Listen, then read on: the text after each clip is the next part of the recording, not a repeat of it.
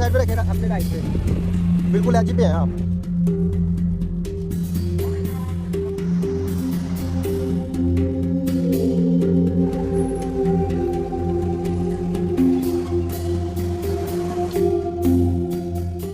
गुज़िश्ता चंद माह से मैं दरियाए सिंध के साथ साथ पाकिस्तान के नॉर्दर्न से सदर्न रीजन का सफ़र कर रहा हूं, और वजह यह है कि ये जान सकूं कि 2022 में आने वाले सैलाब की तबाही के पीछे क्लाइमेट चेंज है या हुकूमत की मिसमैनेजमेंट, या फिर दोनों ही।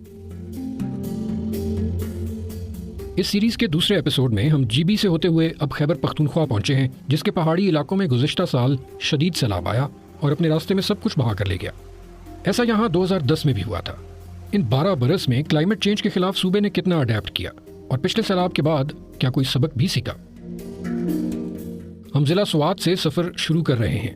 मैं दरियाए दराल के साथ साथ बहरेन के एक गांव की तरफ जा रहा हूं, लेकिन कुछ ही देर में हमें गाड़ी छोड़ना पड़ी क्योंकि आगे पुल और सड़क दोनों सैलाब में बह चुके।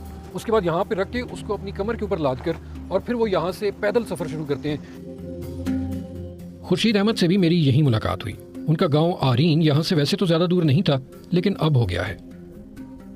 तो आपको यहाँ से अपने गांव तक जाके सामान उठा के लेकर जाते हुए कितनी देर लगती है? तकरीबन घंटा लगेगा।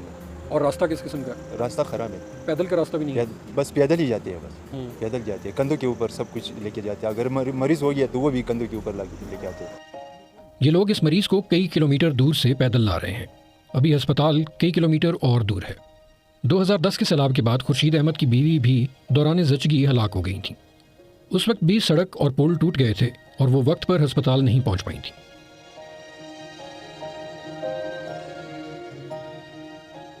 तो हम जहाँ पे जा रहे हैं यहाँ पे पहले सड़क थी, यहाँ पे ये तो सड़क थी और ये उसके किनारे पे दुकानें बनी हुई थी। दुकानें बनी हुई थी, नीचे घर थे। अच्छा, वो घर अब नहीं है ना। और ये जो जगह है यहाँ पे ये बता रहे हैं कि यहाँ पे पहले गांव था, यहाँ पे घर थे, 5-6 और वो सारे यहाँ से सैलाब के साथ चले गए। हम खुर्शीद अहमद के घर पहुँच गए। हमें तकरीबन 1 घंटे से ज़्यादा पैदल चलना पड़ा। बाकी लोगों ने अभी आगे जाना है, कुछ को तो 2 से 3 घंटे मजीद चलना पड़ेगा। पहले आप उधर से रोड उधर से आता था? नहीं इधर से। अच्छा, यहाँ से ऊपर जाता था। खुर्शीद अहमद ने अपना घर दरिया से हटकर ऊंचाई पर बना रखा है और शायद इसीलिए ये बच भी गया। यहाँ सैकड़ों लोग कई दिनों के लिए नीचे के इलाकों से कट गए थे। हमारा ये पड़ोस में ये लोग ये 4-5 फैमिली हमारा घर आए थे। आपका घर थोड़ा ऊंचा है इसलिए।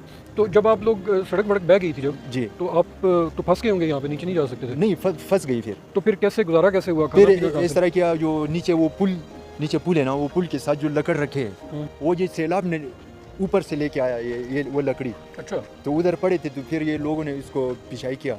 पिशाई करके फिर खुद जमा होकर 20-30 बंदों ने उसको चढ़ाया, तो फिर वो पुल बनाया, तो फिर हमारा रास्ता खुल गया। यहाँ से हम सवात के शहरी इलाकों की तरफ चल पड़े। दरियाए सवात और उसके नालों में आने वाले पानी ने इधर बड़े पैमाने पर होटलों को नुकसान पहुँचाया। लेकिन ऐसा क्यों हुआ, इसकी एक झलक हमें रास्ते ही में नजर आ गई। ये भी एक सियाहती मकाम है और यहाँ पर काफ़ी ज़्यादा होटल्स हैं। अब ये वाला होटल जो है वो ये देख रहे हैं सामने, उसके नीचे पानी जो गुजर रहा है वो बिल्डिंग के नीचे से होता हुआ गुजर रहा है। उसके आगे वाले के साथ भी इसी तरह हो रहा है और उससे आगे भी इसी तरह हो रहा है। तो बुनियादी तौर पर ये जो होटल्स बने हुए हैं ये दरिया की ज़मीन के अंदर बने हुए हैं। जब सैलाब आता है तो उसकी पानी की सतह बहुत बुलंद होती है। वो ये जो नीचे होटल के आपको फ्लोर्स नज़र आ रहे हैं, यहाँ तक पानी जो है वो आया होता है। अगर उसके साथ बोल्डर्स वगैरह बहुत ज़्यादा हों और वो इन इमारतों को हिट करते रहें और पानी भी मुसलसल हिट करता रहे, तो ये ख़तरा होता है कि ये बिल्डिंग्स कोलैप्स कर सकती हैं। जब सैलाब आया तो बहरेन शहर में तो सैलाब का पानी बाजार के ऐन दरमियान में से गुजरता रहा। इसने यहाँ तमाम इमारतें तबाह कर दी। बहरेन में ये वो जगह है जहाँ पे एक बाजार के अंदर से सैलाब का पानी गुजर रहा था। ये वो बाजार है मेरे पीछे, आप देख सकते हैं। इसके अंदर से पानी गुजर रहा था और इसके अंदर सारे होटल्स थे। क्या ये होटल्स जो बने हुए थे ये दरिया की ज़मीन के ऊपर बने हुए थे या पानी ने दरिया में से निकल कर इनको नुकसान पहुँचाया? ये देखते हैं और आपको साथ लेके चलते हैं और दिखाते हैं कि कैसे हुआ।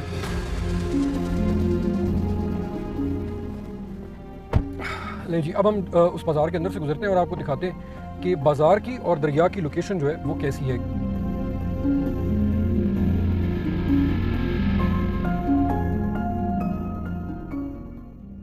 यहाँ से बाज़ार शुरू हो रहा है और यहाँ से आप देख सकते हैं ये जो होटल्स हैं इनकी जो नीचे वाली मंजिलें हैं ये सारी की सारी पानी के अंदर डूबी हुई थी। यहाँ के जो लोग हैं वो ये कहते हैं कि जो उन्होंने ये होटल सालों साल पहले के बनाए हुए हैं, ये उनकी अपनी ज़मीन है। वो ये कहते हैं कि पानी बहुत ज़्यादा आया, दरिया बाहर निकला और उसने इन होटल्स को नुकसान पहुंचाया। अब ये बिल्डिंग्स कैसे बनी, इनकी इजाज़त किसने दी, कब दी, इंतकाल कैसे हो गए, लोगों को ये ज़मीनें कैसे अलॉट हो गई। कानून ये कहता है कि दरिया से 200 फुट के अंदर कंस्ट्रक्शन नहीं हो सकती। दिलचस्प बात यह है कि कई ज़ेरे तामीर इमारतें अब भी दरिया के रास्ते में बन रही हैं। कालाम की तरफ जाते हुए रास्ते में वादी मनकियाल आती है। यहाँ मैं एहसान उल्लाह से मिला। उन्होंने सैलाब से चंद ही माह पहले 3 करोड़ रुपए खर्च करके एक होटल बनाया था। अब वहाँ सिर्फ एक खाली प्लॉट है। पीछे बिल्डिंग के ऊपर पूरा बिल्डिंग था। कितने फ्लोर थे सर? इसमें 4 फ्लोर थे। सैलाब का पानी बहुत ज़्यादा आ गया था, बीच में से कटाई करके सारा तबाह हो गया था। तो आपने यहाँ बनाने से पहले जो यहाँ पे गवर्नमेंट है, हुकूमत है, उससे परमिशन वगैरह ली थी? सर जी यहाँ तो इस तरह की कोई वो गवर्नमेंट का किसी इदारा इधर जो भी बिल्डिंग बना रहे हैं इस तरह की कोई वो मतलब अभी तक तो नहीं था।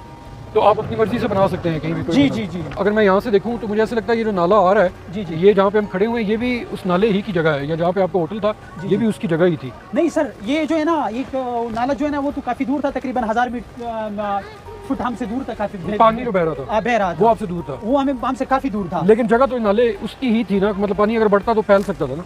हाँ सर, लेकिन वो तो किसी के मतलब ज़मीन में नहीं आ रहा था कि भाई इतना बड़ा सैलाब आएगा।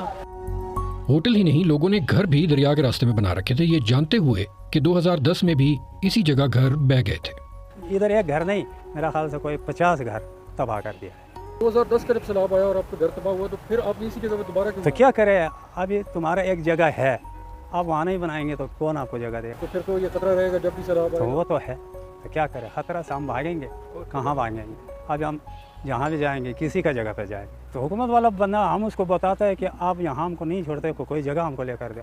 हमारा तो इतना ताकत नहीं है, पैसा नहीं है, हम किसी से लेकर हम जगह लेंगे। दरिया स्वात बहुत तवील है, ज़्यादातर इलाके में इसकी चौड़ाई भी बहुत ज़्यादा है, लेकिन फिर भी सैलाब का पानी दरिया से बाहर निकल गया। इसकी एक वजह स्टोन क्रशिंग को समझा जाता है।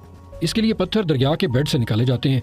ये काम पाबंदी के बावजूद अब भी जारी है। उसने इसमें ऐसी जगह बनाए हैं कि जब पानी ज्यादा आता है तो उस साइड पे ये फिर डाइवर्ट हो जाता है। तो इसका नुकसान ये होगा कि अगर मेरा घर यहाँ पे है हाँ। और पानी ने वैसे सीधे चले जाना था, हाँ। लेकिन इसकी वजह से वो मेरे घर की तरफ आ जाएगा। जी ऐसा ही है ना? ये सही है, मैं यही मतलब था मेरा कि फिर वो इस तरह अगर इधर ये मतलब कि खड्डा पड़ गया ना हाँ। तो पानी ने उधर क्या करना है, वो तो इधर आ जाएगा। तो ये प्रॉब्लम है। 2010 के बाद अभी 12 साल हो गए, कोई इदारा नहीं है कि वो इस चीज पे कोई काम कर ले, इसकी टेमिंग कर ले, इसको मतलब एम्बैंकमेंट कर ले।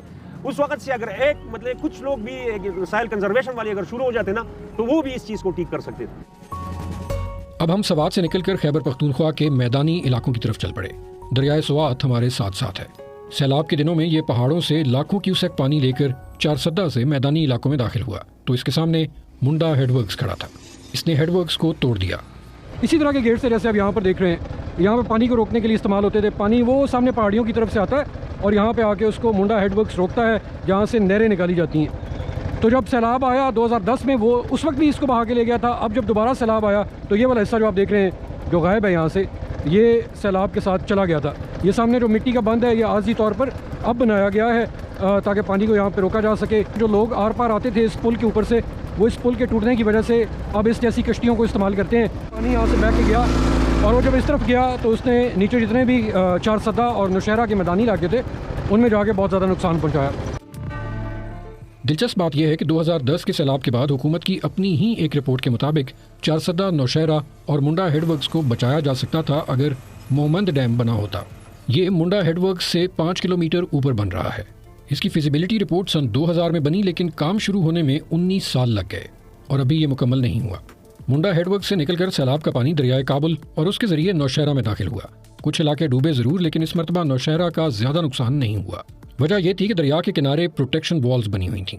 ये नौशहरा का इलाका है और इसमें से दरियाए काबुल बहकर जा रहा है, लेकिन नौशहरा के अंदर शहर को बचाने के लिए दरिया के दोनों तरफ प्रोटेक्शन वॉल बनाई गई थी, जिसने काफ़ी हद तक इस शहर को सैलाब से महफूज रखा है। ये भी आप देख सकते हैं, हम जहाँ पर जा रहे हैं हम प्रोटेक्शन वॉल के बिल्कुल साथ साथ चलते हुए दरिया के ऊपर जा रहे हैं। प्रोटेक्शन वॉल की वजह से एक चैनल के ज़रिए पानी को यहाँ से आगे लेके जाया जा रहा है। उसके 2 फ़ायदे हैं, एक तो ये इलाका महफूज है और उसके साथ साथ पानी चैनलाइज्ड होकर मैदानी इलाकों में आगे सफ़र कर रहा है। इसी तरह की प्रोटेक्शन वॉल्स पहाड़ों और मैदानी इलाकों दोनों में ज़्यादातर तबाही को बचा सकती थी, लेकिन वहाँ ये बनाने पर ज़्यादा तवज्जो नहीं दी गई और छोटे डैम्स भी नहीं बनाए गए। उसका नुकसान ये भी हुआ कि सैलाब का सारा पानी पंजाब के मैदानी इलाकों में भी चला गया, क्योंकि दरियाए काबुल अटक के मुकाम पर दरियाए सिंध में शामिल हो जाता है। यहाँ पे आके ये दोनों मिल जाते हैं और फिर दूसरी तरफ जो है, मेरे इस तरफ जो है, वो पुल की दूसरी तरफ आपको नज़र आएगा, वहाँ पे दरियाए सिंध बड़ा हो जाता है, एक ही हो जाता है, और वो पानी को लेके यहाँ से आगे पाकिस्तान के बाकी हिस्सों की तरफ चला जाता है। और इस दफ़ा जो ज़्यादा पानी दरियाए सिंध के अंदर गया है वो दरियाए काबुल में से गया है। दरियाए सिंध के साथ साथ चलते हुए हम आगे सफ़र करेंगे पाकिस्तान के बाकी मैदानी इलाकों की तरफ, और जब हम वहाँ पहुँचेंगे तो हम देखेंगे कि जो सैलाब यहाँ से गया था उसने वहाँ पे क्या तबाही मचाई और क्यों मचाई।